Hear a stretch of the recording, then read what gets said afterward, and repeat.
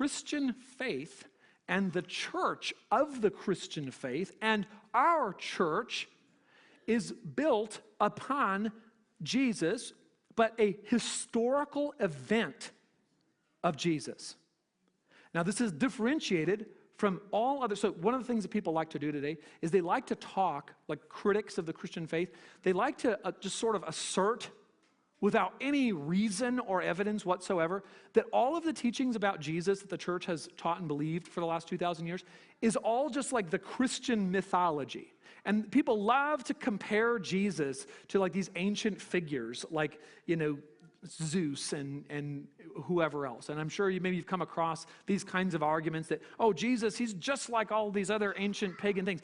The key difference between the Christian claims and all the pagan claims is that the pagan claims about their gods are all rooted in a prehistory mythology, and the claims of the church are rooted in history.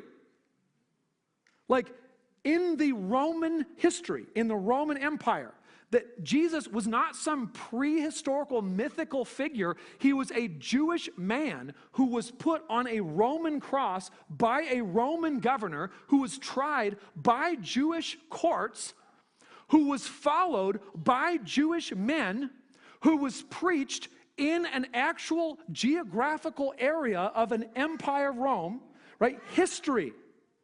Now, that's not to say that like mythology is bad. One of the things that happens in our house, I tell stories every night to our kids. I just tell stories. Sometimes they're stories I make up on the spot. Finley really likes me to tell scary stories, which I don't even know.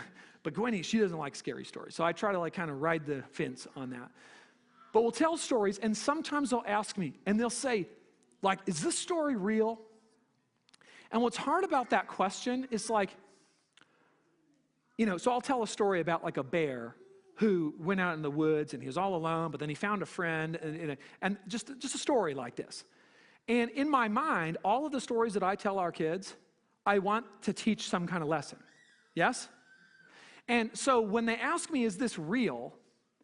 I don't want to just say casually no, like don't pay attention, who cares about this? Because that's not totally true. So what I try to say is, I say this story is pretend, but pretend stories teach us real lessons. Is that fair? Pretend stories teach us real lessons. And of course, we can see this. Jesus told parables. And you could ask, like, is that real? And you're like, well, no, but yes. And so some people today like to regard Christianity as one of those kind of myths. And they're not trying to be derogatory. They're trying to say that there's truth in it, but the kind of truth that's in it is not truth of actual historical fact. Now, I disagree with that. I think that the Christian faith is built on events in history. And that's why Paul says, great is the mystery of godliness. The mystery, the revelation of our religion is not like the pagans. They don't even know like the history that they propose. They don't know when those things happen. It's just mythical stories of the past.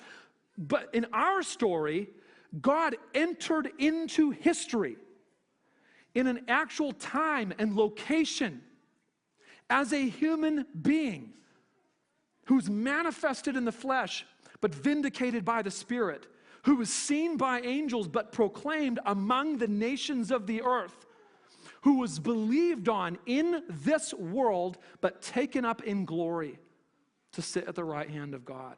Great is the mystery of godliness, and that's the foundation of the church.